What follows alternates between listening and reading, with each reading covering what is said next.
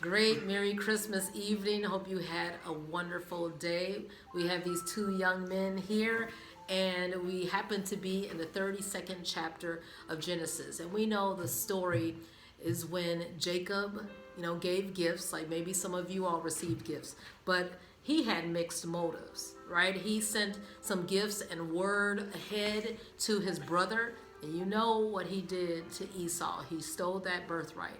And he was like, you know what? Tell Esau that, as a result of me working for Laban all those years, I have cattle for him, I have flocks and servants and everything. Give word.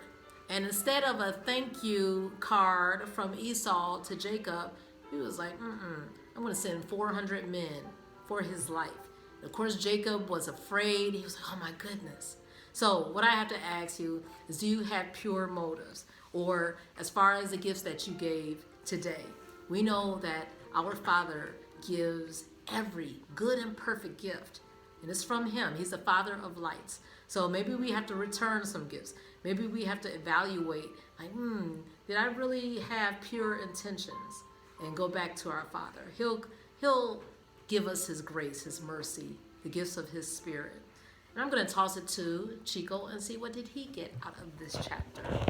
So really, my understanding comes from verse 28 and 29 when Jacob was in a daydream in the days finding someone that he didn't know. And in the Bible it says that it was God, or an image of God. So after fighting, Jacob asked, who are you and what's your name? And then God, or the image, was saying, like, why do you ask my name?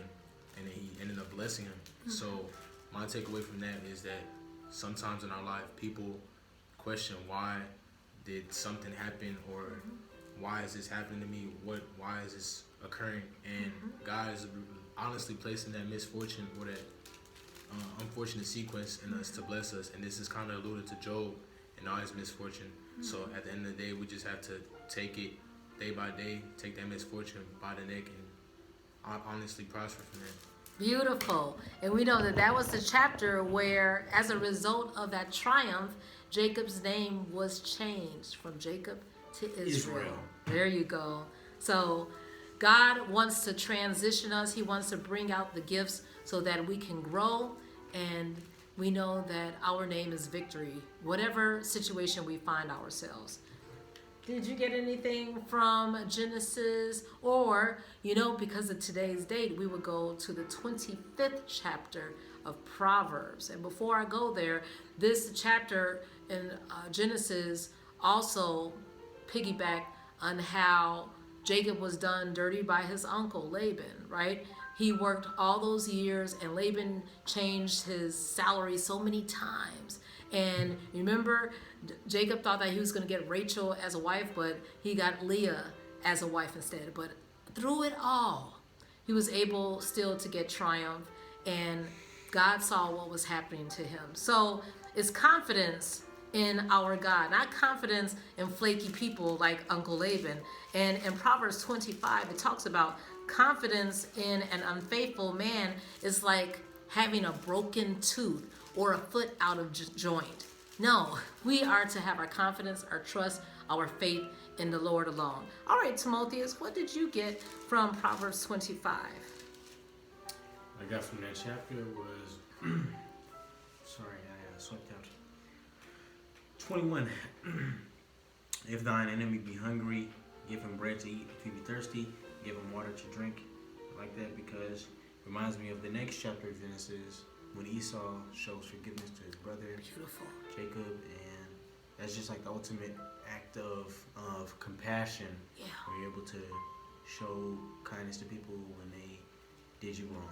Oh, that's It shows beautiful. maturity as well. It shows maturity and also self-control. And I know Chico had a verse in Proverbs 25 that spoke to that. Let's hear about that. I think it was the last few. It was, sorry, just bear with me. Bear what? Bear with me. Verse 28. So it's verse 28. Like a city whose walls are broken through is a person who lacks self-control. Yeah. And this really spoke to me because it just tells you that, well, actually in life, you shouldn't have people coming into your life or being able to talk to you or being able to know everything that you do. Like, be confidential about your business and actually like control who knows what and whatever. But it actually happened to one of my friends, and he was talking to me about it, and I told him what to do and to clear it up with somebody he had a issue with. So that's excellent. Confidence in the Lord, right? Because we have to have self-control, and He'll tell us what to reveal, what to keep to ourselves, where to go, where to stay, what to say, what to hold for ourselves. He will give us that self-control, that temperance. Yeah, that's one of the gifts of the Spirit. Okay, let's spend time with the Lord, and He's going to give us more gifts. Have a wonderful evening. Cheers.